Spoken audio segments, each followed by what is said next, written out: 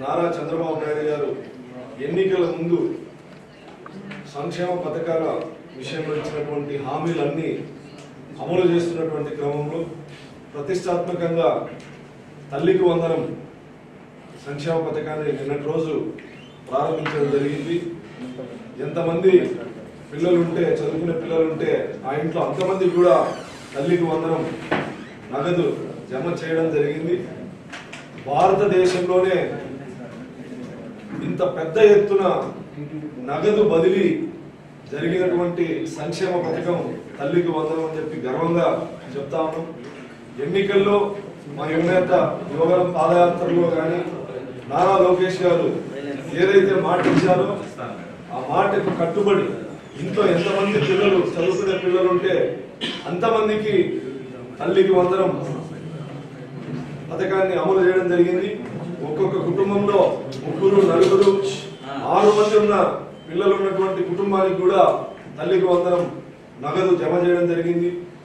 తల్లులు ఆనందంగా ఉంటే, రాష్ట్రంలో ఉన్నటువంటి తల్లులందరూ ఆనందపడుతూ ఉంటే, విద్యార్థులు సంతోషంగా ఉంటే, చంద్రబాబు నాయుడు గారు తల్లికి వందనం డబ్బులు ఇవ్వలేరు అని ఎగతాళి చేసినటువంటి మాజీ ముఖ్యమంత్రి జగన్మోహన్ రెడ్డి గారు, వైఎస్ఆర్ కాంగ్రెస్ పార్టీ నాయకులు నీకు 15,000, నీకు 15,000, నీకు 15,000 అని చెప్పేసి ఎగతాళిగా మాట్లాడడం జరిగింది. ఈరోజు తల్లులు చెప్తా ఉన్నారు, మా ఇంట్లో ఇంతమంది పిల్లలుంటే అంతమందికి తల్లికి వందనం డబ్బులు వచ్చాయి, మా ఇంట్లో 6 మంది ఉంటే 6 మందికి డబ్బులు పడ్డాయని గర్వంగా తల్లిదండ్రులు బయటకు వచ్చి చెప్పేటువంటి పరిస్థితి.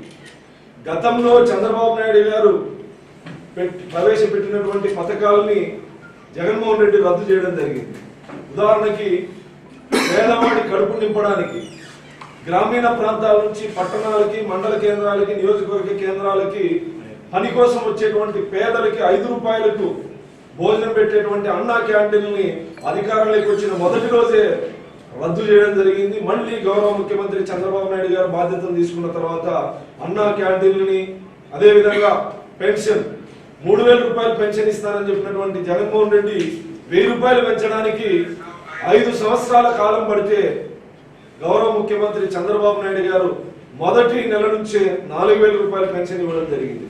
గతం కంటే వైఎస్ఆర్ కాంగ్రెస్ పార్టీ ప్రభుత్వం కంటే చంద్రబాబు నాయుడు గారి కూటమి ప్రభుత్వం అధిక శాతం, అంటే 5,000 కోట్లు అమ్మఒడి పేరు మీద జగన్మోహన్ రెడ్డి గారు ఇస్తే 10,000 కోట్ల రూపాయలు ఖర్చు చేసి తల్లికి వందనం, అంటే అర్థానికి అర్థం ఎక్కువ సంక్షేమాన్ని అందిస్తున్నటువంటి ప్రభుత్వం కూటమి ప్రభుత్వం.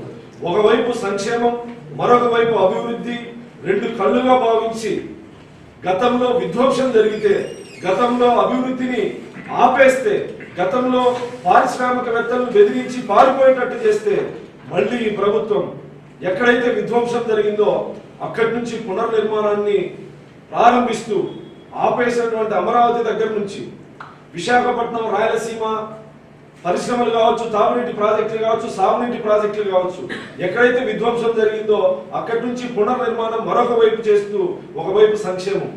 సంక్షేమంలో భారతదేశంలోనే ఆంధ్రప్రదేశ్ మొదటి స్థానంలో ఉంది.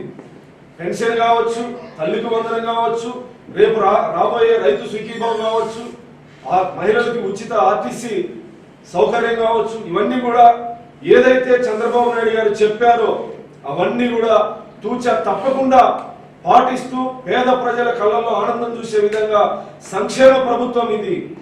సంక్షేమ ప్రభుత్వం, అభివృద్ధి ప్రభుత్వం, కక్ష సాధింపులకు పోకుండా, గత ముఖ్యమంత్రి ప్రవేశపెట్టినవి ఆపకుండా, ప్రజలకు ఉపయోగకరం అనుకుంటే వాటిని కొనసాగించే విధంగా చంద్రబాబు గారి నిర్ణయాలు ఉంటే, లోకేష్ గారి మీద అభాండాలు వేస్తూ, లోకేష్ గారి మీద అవినీతి ఆరోపణలు చేస్తూ, తల్లికి వందనంలో 2,000 రూపాయలు లోకేష్ గారి జోబులోకి వెళ్ళాయి, అకౌంట్లోకి వెళ్ళాయని చెప్పేసి అవాస్తవాల్ని, అంటే ఆంధ్రప్రదేశ్ లో ప్రజలు ఆనందంగా సుఖంగా ఉండి హర్షాన్ని వ్యక్తం చేస్తూ ఉంటే జీర్ణించుకోలేనటువంటి జగన్మోహన్ రెడ్డి ఎక్కడో బెంగళూరులో కూర్చొని వీటి మీద ఆరోపణలు చేయడం అనేది చాలా దుర్మార్గం.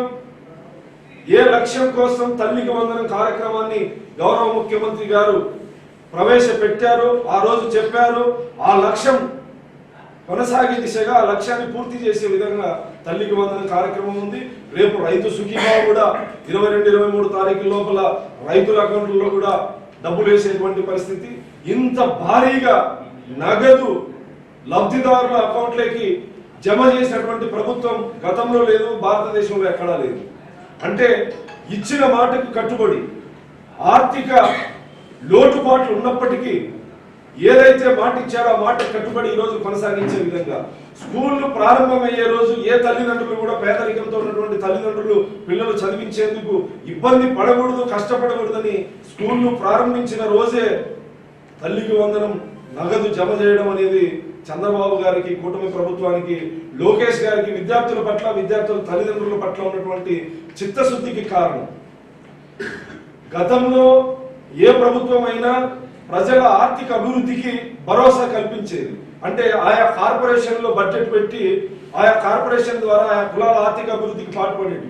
ఈ గత ముఖ్యమంత్రి జగన్మోహన్ రెడ్డి గారు వచ్చిన తర్వాత కులాల కార్పొరేషన్ పూర్తిగా నిర్వీర్యం చేయడం జరిగింది. మళ్ళీ గౌరవ ముఖ్యమంత్రిగా చంద్రబాబు నాయుడు గారు బాధ్యతలు తీసుకున్న తర్వాత ఆయా కులాల కార్పొరేషన్ బడ్జెట్ పెట్టి వాళ్ళ యొక్క ఆర్థిక అభివృద్ధికి కృషి చేస్తున్నటువంటి ప్రభుత్వం. అంటే కులాల కార్పొరేషన్ ద్వారా ఆర్థిక భరోసాను కల్పించడమే కాకుండా తల్లికి వందనం, రైతు సుఖీభవ ఇలాంటి ఏదైతే ఎన్నికల ముందు చెప్పాడో ఆ పథకాలన్నిటినీ కూడా కొనసాగించడం గౌరవ ముఖ్యమంత్రి గారికి ప్రజల పట్ల, సంక్షేమం పట్ల ఉన్నటువంటి చిత్తశుద్ధికి నిదర్శనం అని సందర్భంగా తెలియజేస్తాం.